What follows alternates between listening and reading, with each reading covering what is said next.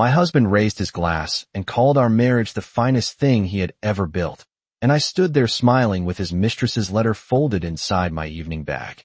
The applause came first, warm and easy, the kind that fills a ballroom and makes strangers believe in the story standing in front of them. Richard always knew how to work a room. At 69, he still had that polished confidence people mistook for character, that silver-haired charm that made men clap him on the shoulder and women tell me how lucky I was. I used to believe them. I used to believe him. The party was being held in the garden room of the Belmore Club, the kind of place with crystal chandeliers, white linen, and waiters who moved so quietly you barely noticed them until your water glass was full again. I had spent 3 weeks planning every detail for our 40th wedding anniversary. White roses and low arrangements. Gold ribbon around the menu cards. A jazz trio in the corner playing standards Richard liked to call timeless, as if his taste had personally invented elegance. By 7 o'clock the room was glowing. Candlelight flickered against the windows. Friends from the neighborhood had arrived in tailored jackets and cocktail dresses. Richard's law partners stood near the bar, laughing louder than necessary. Even our daughter, Claire, had flown in from Seattle for the weekend. Everyone was there to celebrate a marriage they thought was solid, respectable, enduring. So was I? Only I knew better now. I had not gone looking for the truth. That was the part that kept circling in my mind as I stood near the head table, one hand resting lightly on the back of my chair. The truth had fallen into my lap less than an hour earlier, tucked inside the inner pocket of Richard's navy suit jacket, while I was doing something I had done for him 1,000 times before, brushing away a bit of lint and straightening his tie before guests arrived. The envelope had slipped out and landed at my feet. No name on the front. No stamp. Just his initials, written in a feminine hand I did not recognize until I unfolded the letter and saw the signature at the bottom. Vanessa. The words were careful, intimate, and devastating in their restraint. She thanked him for the necklace he had given her last month. She said she was tired of being patient. She said after tonight, after one final performance for the guests, he had promised he would stop pretending and finally tell me the truth. I remember reading those lines while the first of the valet doors opened outside and the sound of laughter drifted in from the front steps. I remember folding the letter along its original creases, sliding it into my bag, and looking at my reflection in the mirror by the coat room. I looked exactly the same. Ivory silk dress, pearl earrings, lipstick still neat. But something behind my eyes had gone still. Then Richard came to find me, smiling as though he had not just built a speech on the bones of a lie. He kissed my cheek and told me I looked beautiful. I thanked him. And when he stepped onto the small platform now, lifting his glass to praise loyalty, devotion, and the life we had built together, I let him speak. I let every word rise into the soft golden air. Because for the first time in 40 years, I understood something clearly. The cruelest men do not always whisper their betrayals in dark corners. Sometimes they put them in a toast and wait for everyone to clap. I kept my smile in place until the last guest finished praising his speech. That was the strange thing about humiliation when it arrived dressed in silk and candlelight. No one else could see it at first. They saw a charming husband, a gracious wife, and a room full of people who had spent years admiring what they thought was a lasting marriage. I saw a man who had rehearsed his sincerity while another woman waited for him to stop pretending. Richard stepped down from the platform to a wave of handshakes and approving laughter. Someone near the bar called him a lucky man. Someone else told me his toast nearly made her cry.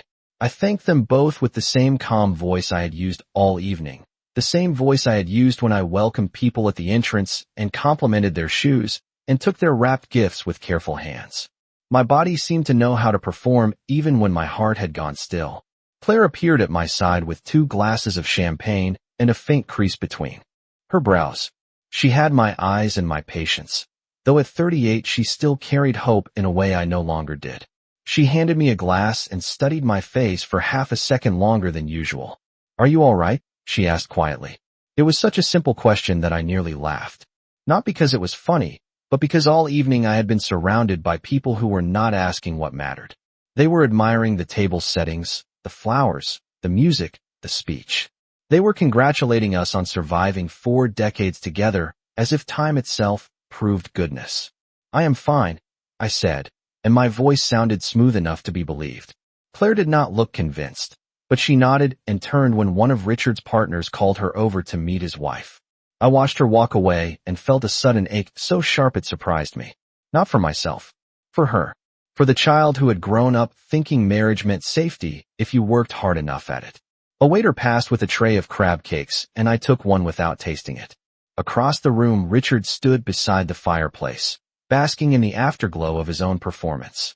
He rested one hand lightly on the shoulder of a judge from the county club and laughed with that low, measured confidence that had opened doors for him his whole career. He looked comfortable. More than comfortable. Relieved. As if his speech had settled something. As if once he delivered his little sermon on loyalty and shared history, no one would question what came next. I slipped a hand into my evening bag and touched the folded letter again. The paper had already softened at the edges from how many times I had traced its shape with my fingertips over the past hour. I did not need to reread it. I knew every line. I knew the terrible politeness of it. Vanessa had not written like a reckless young woman. She had written like someone making a request she believed she had earned. Tired of waiting. Tired of hiding. After tonight. That phrase kept returning to me, clean and cold. After tonight, he would tell me the truth. The cruelty was not only that he had betrayed me. It was that he had planned to do it after asking a room full of people to applaud our marriage. I set my untouched champagne on the nearest table and glanced toward the small hallway leading to the restrooms and coat room. The evening was moving into that easy middle stretch where people became less observant, more settled, more willing to believe they understood the shape of the night. The band shifted into a slower tune. Ice clinked in glasses. Laughter rose and fell like a tide. I looked back at Richard. He caught my eye from across the room and smiled at me with practiced warmth. For 40 years, that smile had meant 100 different things. Reassurance. Apology. Charm. Delay. Tonight it meant only one. He thought I still belonged inside his version of the story. And standing there in my ivory dress, with the room glowing gold around me and the truth resting in my bag like a second heartbeat, I decided I would let him keep believing that for a few minutes longer. Richard had always believed timing was a form of intelligence. He liked to say that in court, in business, in marriage, the person who controlled the timing controlled the outcome. I used to admire that about him. Later, I learned how often intelligence and selfishness like to borrow each other's clothes. I moved slowly through the room, stopping where I was expected to stop, smiling when someone reached for my hand, thanking people for coming, admiring the usual things people admire at anniversary parties when they do not know they are standing inside a collapse. The flowers are lovely. The music is perfect. You both look wonderful. I said all the right words and heard none of them. My attention kept drifting to the details that no one else would have thought mattered. Richard checked his watch twice in 10 minutes. He adjusted his cuff links without needing to. He looked toward the entrance more often than toward me. It was not enough to make a stranger suspicious, but I had spent 40 years studying the weather of that man's face. I knew when he was irritated, when he was pleased, when he was preparing to manipulate a room. Tonight he had the brittle brightness of someone waiting for an ending he had already written in his head. I stepped aside when the waiter refreshed the candle at our table and found myself standing near Helen Mercer, an old family friend who had known us since Claire was in grade school. Helen touched my arm and smiled up at me through a cloud of gardenia perfume. "You must be so proud tonight," she said. 40 years is rare now. People do not stay the course like they used to. I almost told her that staying was not always proof of virtue. Sometimes it was proof of habit. Sometimes it was proof of fear. Sometimes it was simply the result of one person honoring vows while the other learned to benefit from them. But I only nodded and said, "It has been a long road."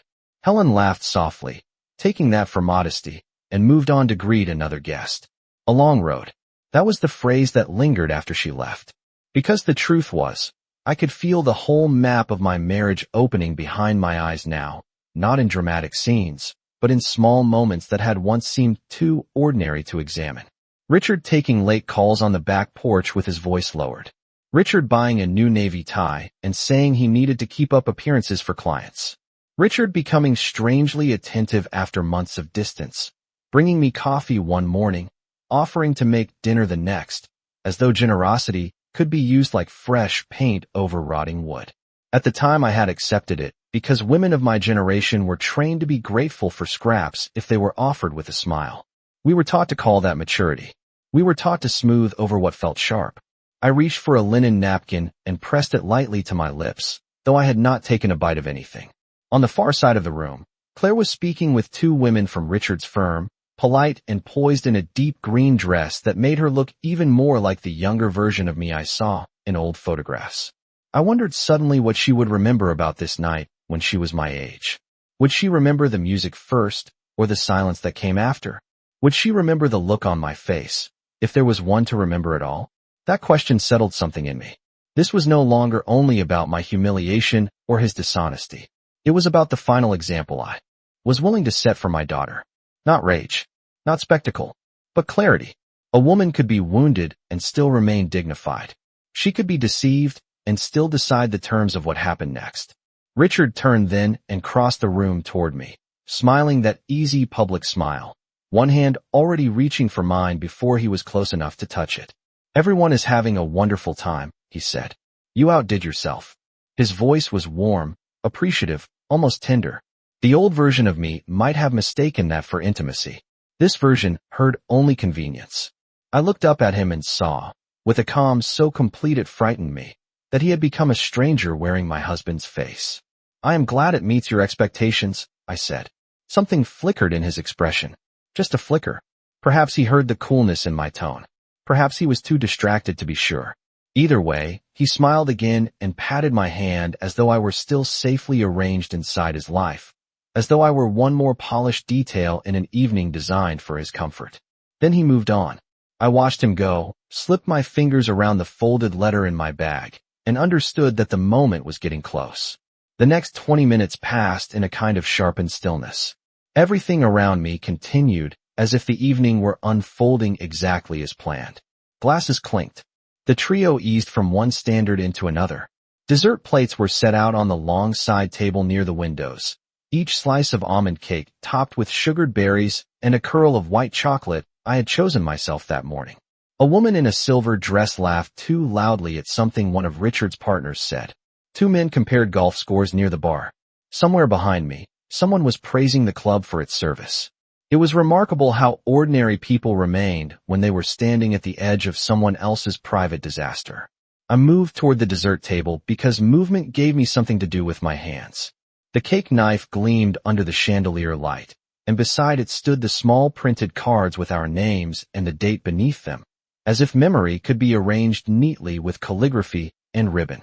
Richard and Evelyn Carter. 40 years. The sight of it almost undid me. Not because I wanted to cry, but because it captured so perfectly the lie of respectable surfaces. 40 years reduced to cardstock and gold trim, displayed between the coffee service and a tower of crystal plates. I reached for a fork and set it down again without taking anything. Claire joined me a moment later. "You have barely eaten," she said. Her voice was gentle, but there was more alertness in it now. She had been watching me. "Too much excitement," I replied. "You know how these evenings can be." She looked toward her father, who was standing near the piano now, speaking with a state senator's wife as though he had not spent the last several months dismantling the very thing this party was supposed to honor. "He is in rare form tonight," Claire said, and there was a note beneath the words that made me turn toward her fully. "Did something happen before the party?" she asked. For one dangerous second, I nearly told her everything. I nearly reached into my bag, unfolded the letter between the dessert plates and the coffee cups, and let my daughter see the truth in the same instant it had struck me. But I stopped myself. Not because she did not deserve honesty. Because she deserved better than being made to carry the first weight of it in a crowded room while strangers nibbled cake 10 feet away. "I will speak to you later," I said quietly. Claire held my gaze. She was too perceptive to mistake that for dismissal.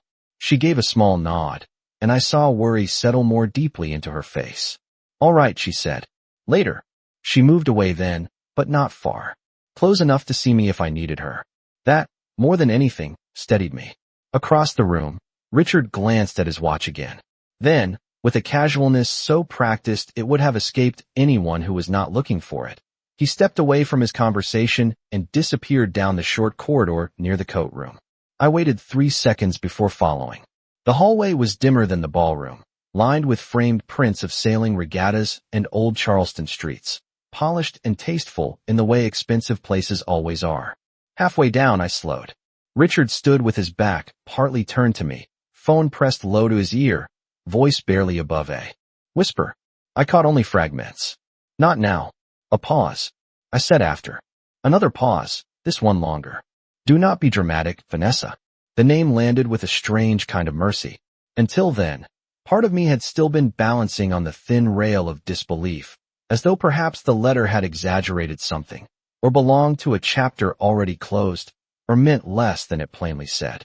But there in the soft hallway light was my husband, irritated and intimate in the same breath, managing another woman while his guests ate anniversary cake behind closed doors. He turned then and saw me. For the briefest instant his face emptied. Not guilt, not shame, calculation. He ended the call and slipped the phone into his pocket. There you are, he said too quickly. I was looking for you. I thought of all the years I had answered that sentence with trust. I thought of how many women are taught to collaborate with their own deception because it feels more graceful than naming what they know. I stood very still, one hand resting on the strap of my bag. Were you? I asked. Richard smiled, but the ease was gone from it now. He stepped closer, lowering his voice into the tone he used when he wanted to smooth a problem flat before it developed edges. Let us not wander off tonight, he said. People will notice. And in that instant, with the music drifting faintly from the ballroom and his concern fixed not on what he had done, but on who might see the consequences of it, the last of my hesitation left me. I looked at Richard for a long moment and saw that what offended him most was not betrayal, not dishonesty, not even the possibility that I knew. It was inconvenience. He was annoyed that reality had stepped into his carefully managed evening before he was ready to escort it in himself. That realization settled over me with a calm so deep it felt almost like relief. There is a peculiar peace that comes when confusion finally ends. Pain remains. Humiliation remains.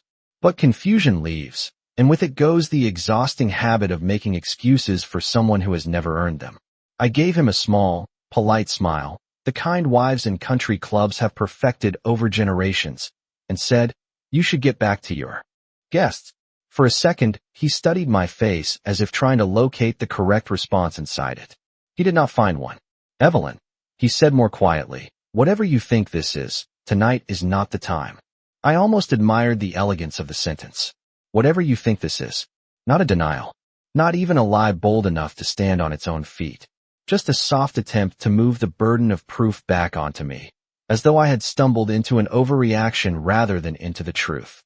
I slipped my hand into my evening bag, touched the folded letter, and let my fingers rest there.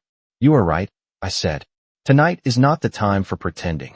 Something in his expression tightened.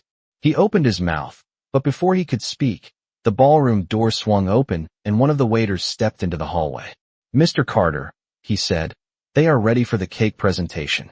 Richard turned at once, grateful for the interruption. Men like him often mistake delay for rescue. He nodded, smoothed the front of his jacket, and returned to himself so quickly it would have been impressive if it were not so contemptible. By the time he glanced back at me, his face had been restored to public usefulness. Come on, he said, gentler now, extending a hand as if nothing had shifted between us at all. I did not take it. I will be right there, I answered. He hesitated, then gave the smallest shrug and went ahead without me. I stayed in the hallway a few seconds longer, listening to the muffled rise of applause from the other room. I thought about the first anniversary Richard and I ever celebrated, back when we were too young to afford a proper dinner out. We had eaten takeout Chinese in our first apartment with the windows open because the air conditioning had broken in the July heat. He had brought home a grocery store cake with too much frosting and written my name on the card himself because he could not afford one with piping from the bakery. We had laughed that night. Real laughter. The kind that belongs to people who still believe they are building something together instead of negotiating what can be hidden inside it. I had carried that memory for decades like proof. But standing in that quiet hallway, I understood something I wish women were told sooner. A beautiful beginning does not grant permanent character to the person who shared it with you. Time reveals. Comfort reveals. Opportunity reveals.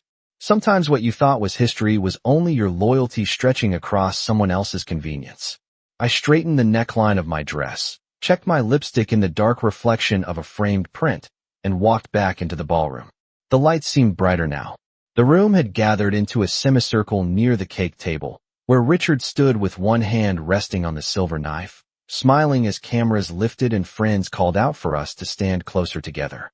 Our anniversary cake was 3 tiers of white buttercream with fresh roses at the base, elegant and expensive and absurd. Claire was near the front, searching my face the moment I stepped back into view. I gave her one slight nod. Not reassurance. Recognition. She understood enough to stay still. Richard motioned for me to come stand beside him. I did. The photographer adjusted his lens. Someone shouted that we looked like newlyweds, which caused the room to laugh in the affectionate way people do when they are pleased by their own sentimentality. Richard placed his hand lightly at the small of my back, a gesture so familiar it once would have softened me. Now it felt like stage direction. Say a few words before we cut it, someone called. Several others agreed at once. They wanted more charm, more evidence of devotion, another polished moment to carry home and retell. Richard turned toward me with the generous smile of a man ready to let his wife bask in the glow he believed he had created. He thought I would thank our guests. He thought I would praise the evening. He thought I would protect the structure because I had always done so before. Instead, I reached slowly into my evening bag and felt the room tilt toward its real ending. I drew the letter from my bag with the same hand I had used all evening to greet guests, lift champagne glasses, and smooth the edge of my napkin. The paper looked harmless enough from a distance. Cream stationery, folded twice. No one in that room would have guessed it held the most honest words spoken that night. Richard saw it before anyone else did. I felt the change in him immediately. His hand slipped away from my back. His smile stayed in place for 1 second too long, which made it look less like warmth and more like strain. "Evelyn," he said softly, still smiling for the benefit of the crowd. "What are you doing?" I turned toward the guests, not toward him. "Just a few words," I said.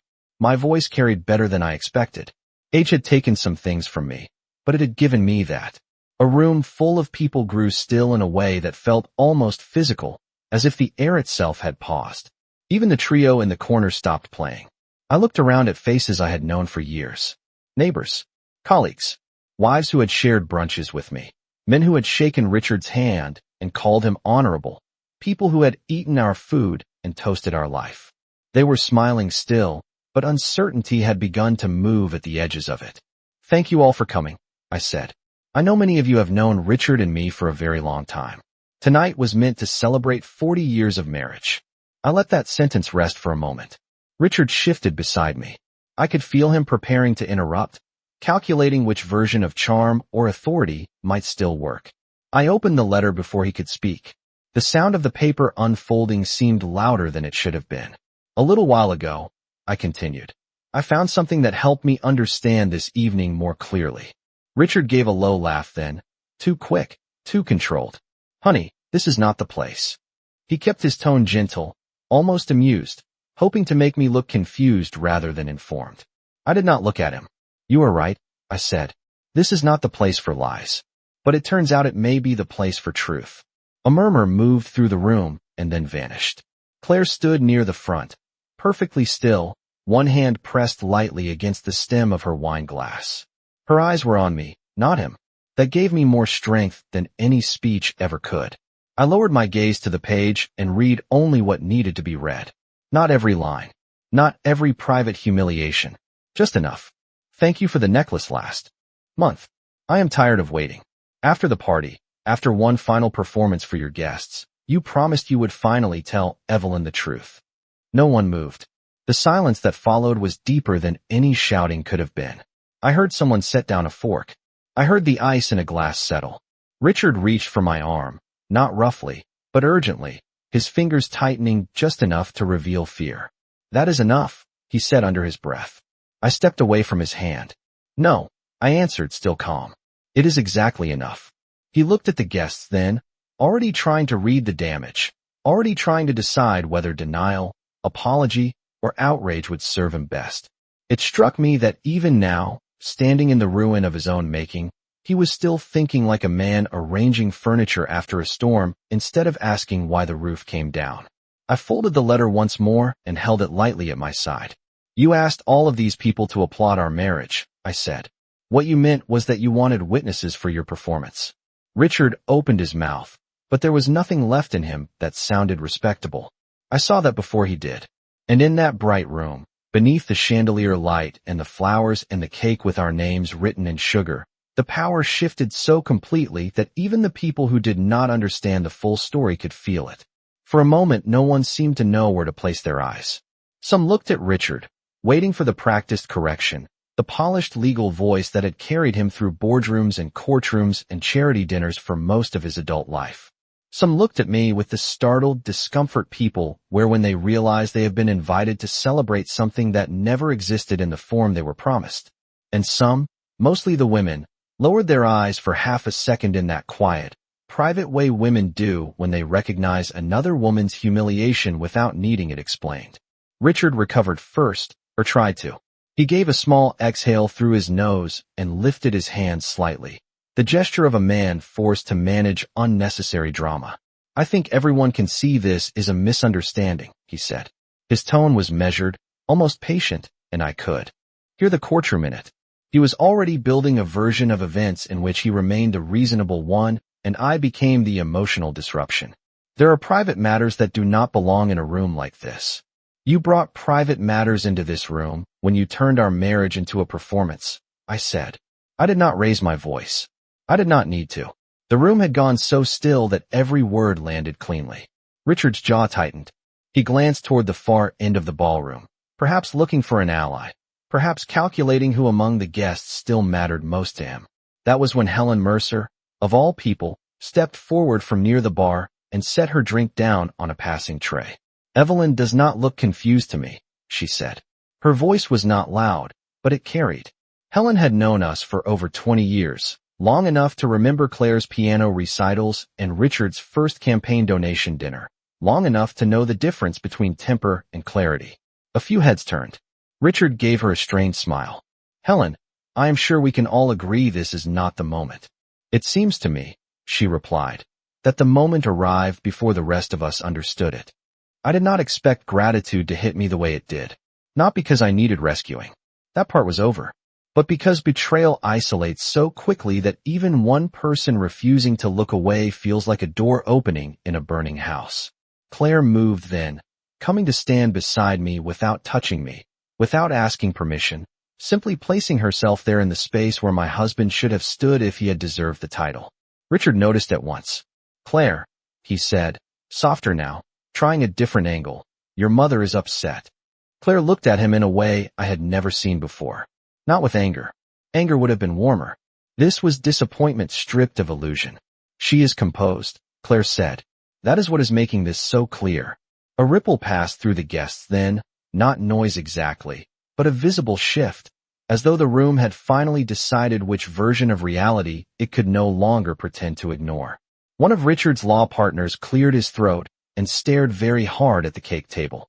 The judge's wife set her napkin down and stepped back. A younger couple near the windows exchanged a glance that told me they would be talking about this in their car before they reached the parking lot exit. The evening had crossed a line no charm could uncross. Richard saw it too. I watched the calculation return, faster now, harder. We will discuss this at home, he said to me, and there it was at last. Not remorse. Not apology. Command. The old instinct that assumed the real conversation could still be dragged behind closed doors where he held better tools.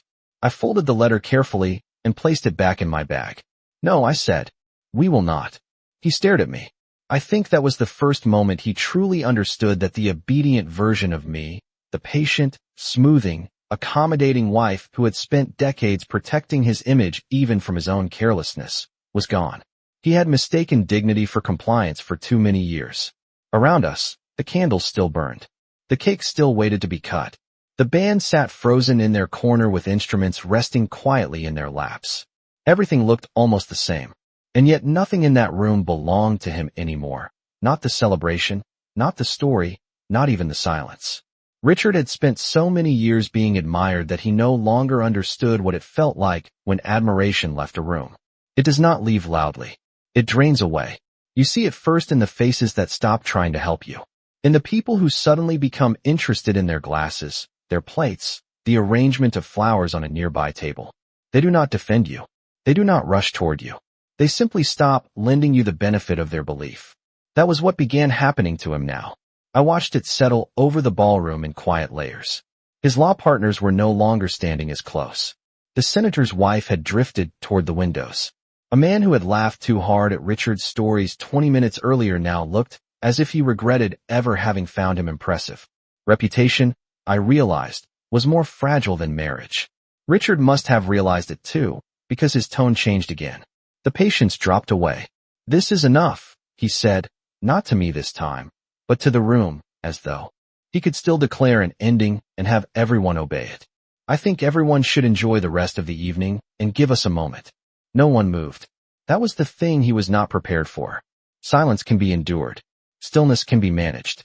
But people choosing not to follow your lead after following it for years has a way of exposing the true size of a man. I felt Claire beside me, steady as a pillar. I did not look at her, but I knew she was there. I looked only at Richard. "There is not going to be a private version of this that serves you better," I said. "That time has passed." He stared at me with a hardness I recognized from years ago, from moments when a contractor challenged him, or a waiter brought the wrong bottle, or Claire as a teenager refused to change her mind after he had already decided for her. It was the look he wore when the world failed to arrange itself around his preferences. "You are making a spectacle of yourself," he said. It was almost enough to make me smile. I thought of the letter. I thought of the hallway. I thought of the toast, the applause, the hand at my back placed there like a signature on a false document. "No," I answered. "I am ending one." There was a small intake of breath somewhere to my left. Helen Mercer lowered her eyes, perhaps out of respect, perhaps because some truths feel too intimate to watch directly. Richard took one step toward me, then stopped when Claire shifted too, not blocking him exactly, but making it clear that if he intended to press this into intimidation, he would have to do it in front of his daughter. He did not want that. Men who live by appearances rarely choose the angle that strips them of all of them at once. "Evelyn," he said, trying for reason again, though the strain in his voice was beginning to show, "whatever this letter says, you do not know the whole context." I could have laughed then, if I had been a crueler woman. Context. As if betrayal might improve with framing. As if promises made to another woman were simply details awaiting legal interpretation. "I know enough," I said. "I know you let me plan this evening while you promised someone else that our marriage was already over. I know you asked people to celebrate a bond you had already emptied out in private. I know you were not worried about honesty. You were worried about timing." His face changed then, not dramatically, but enough. The polished expression slipped, and something smaller appeared beneath it. Not remorse. Self-preservation. He was looking for the least expensive exit. That was when I reached for my left hand and slowly removed my wedding ring. The room noticed. Of course it noticed. Some gestures are louder than words because everyone understands them at once. The band members, still seated in the corner, looked away with the respectful discomfort of men who had accidentally become witnesses. The photographer lowered his camera. Even the waiters had gone still. I held the ring in my palm for one brief second, feeling its familiar weight, the circle I had honored longer than the man who gave it to me. Then I set it gently on the cake table beside the silver knife. It made the smallest sound against the china plate. Soft, precise, final. "I will not help you perform devotion another minute," I said. And because truth, once spoken plainly, has a way of making everything else sound exhausted, no one in that room tried to stop me when I turned away. The room did not stop me. That may have been the part that stayed with Richard longest after the night was over. Not the letter. Not the ring resting beside the untouched cake. Not even the faces turned away from him with that careful, social cruelty reserved for men whose masks have slipped in public. It was the fact that no one stepped forward to guide me back into place. No one said, "Do not leave." No one insisted this could be fixed before coffee was served and the valet brought the cars around. They simply parted in the quiet way decent people do when they understand that a woman is finally choosing herself after too many years of choosing peace at her own expense. I walked through the ballroom with my shoulders straight and my evening bag in one hand, the hem of my ivory dress brushing softly against the polished floor. The chandeliers still glowed above us. The roses still held their shape in their low crystal bowls. Somewhere behind me, I heard Richard say my name once, then again, sharper the second time, but I did not turn around. I had turned toward him long enough in this life. Claire caught up with me just before I reached the doors that opened onto the front hall. She did not ask if I wanted her there. She simply took my arm with a gentleness that did not feel like pity. "I am coming with you," she said. Not a question, not an appeal, a decision. I looked at her and saw no confusion left in her face now, only sadness and something steadier beneath it. Loyalty, perhaps, or the first fierce shape of a boundary learned by watching someone else finally draw one. "Thank you," I said, and it was the only thing I could manage without risking more feeling than I wanted to show in that building. We walked together through the front hall, where our anniversary guest book still sat open on the entry table beneath a spray of white hydrangeas. I glanced at it only once. So many careful signatures. So many messages about devotion, partnership, admiration, endurance. People write what the evening asks of them. They bless the version they are shown. Outside, the air was cooler than I expected, and for the first time all night I could breathe without feeling the room pressing in around me. The club's front steps were washed in warm yellow light. Beyond them, the parking lot shimmered under tall lamps. Rows of polished cars lined up in quiet order. One of the valets looked up as the doors opened, then quickly looked down again. Even he had heard something. News travels fast when it is wrapped in elegance and scandal. Claire asked for her car keys, then looked at me. "Home," she said. I considered the word for a second. Home was a house with Richard's monogrammed robes in the closet, Richard's shoes lined beside the back door, Richard's voice still lodged in the walls. Home, tonight, felt like a place I had already left even before my body caught up. "No," I said. "Not tonight." Claire nodded as if she had expected that answer. "Then you are coming with me." It should have felt like defeat, walking away from a 40-year marriage with nothing but a handbag and a daughter at my side. Instead it felt like accuracy. There is a dignity in no longer pretending you can live inside what has already ended. As we waited at the curb, Helen Mercer stepped through the front doors and crossed toward us. Her wrap gathered at her throat against the evening breeze. She stopped a few feet away, careful not to crowd me, careful not to perform sympathy for her own comfort. "Evelyn," she said softly, "if you need a witness tomorrow or next week, or whenever this becomes practical, you call me." Practical. I appreciated the word more than she knew. Not dramatic. Not heartbreaking. Practical. As if the world were reminding me that pain still had paperwork, property, schedules, and consequences, and that surviving it would require more than tears. "I will," I said. Helen gave one small nod, then touched my hand briefly and stepped back. Claire's car pulled around. Before I got in, I looked once through the tall front windows of the club. From that distance the ballroom looked almost normal again, all candlelight and formal clothes and expensive stillness. But I could see the fracture even from outside. Richard stood near the cake table, alone now, one hand braced against the linen, the small white circle of my ring still visible beside the silver knife. He looked smaller through glass. Older. Not ruined. Not yet. Men like him seldom collapse in a single night. They unravel in meetings, in phone calls, in legal letters, in empty bedrooms, in the slow withdrawal of people who no longer find them admirable. I did not need to destroy him. I only needed to stop protecting him from the truth. I got into the car and closed the door. As Claire pulled away from the curb, I rested my head against the seat and looked straight ahead. Behind us, the club receded into the dark like any other bright place that had mistaken itself for permanent. Ahead of us, the road opened wide and black under the streetlights. I had no plan yet for the morning, only the clear and steady knowledge that whatever came next would belong to me, and after a night built on performance, that felt like the first honest thing I had held in years.